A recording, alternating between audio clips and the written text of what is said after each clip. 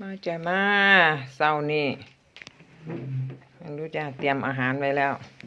อันนี้ก็เป็นอาหารออเดิร์ฟก่อนอาหารหลักของปูจักด้วยจ้ะเด้อกาแฟดำอาหารชงเม็ดเจีย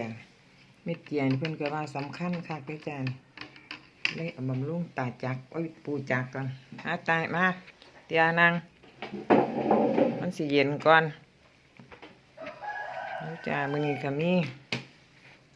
โชว์อันดับแรกจ้ะว่านต่ำจนว่าแขนล้าจ้ะตำปลาป่นใส่ข่าแก่เขาเอิ่นว่าน้ำพริกข่าแก่นี่เนื้อปลาทูจ้ะมื้อนี้แล้วก็มีผักหลายผักจ้ะ4-5ผักพุ่นละมื้อนี้บักฟักทองอ่อนก็มีอันนี้ทั้งนี้เป็นผักสดจ้ะกินไว้ก่อนจ้ะไฟเบอร์นี่จ้ะคุณตาแล้วคุณปู่แล้วสิกินเม็ดเจียนี่ต้องบดแช่น้ำเด้อจ้ะหันบ่บดนี่สิบ่ได้สารอาหารเต็มร้อยจ้ะเม็ดเกลือหรือเม็ดเจียเม็ดเจียจ้ะเม็ดเจียไม่เม็ดเกลือ เม็ดเกลือมัน เม็ดเกลือนี่ไตถามหาเด้อจ้ะแล้วว่าโลกเป็นเม็ดเจียเม็ดเจียจ้ะเม็ดเจียเม็ดเกียเมล็ดเกียอันนี้กาแฟดำจ้ะ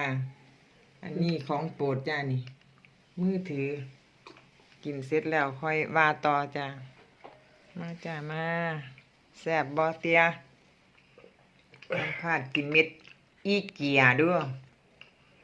เป็นยังไงเม็ดอีเจียนี่ล่ะนี่เป็นจังซี่ เบิ่งเม็ดอีเจียแต่ต้องบดด้วยจ้ะเขาบอกว่าได้สารอาหารหลายก็กินปลาไซลมอนจ้ะเม็ดนั่งหลักแม่งหลักตัวนี้นี่คนละอย่างจ้ะกินไปตามเพิ่นว่าล่ะจ้ะห้า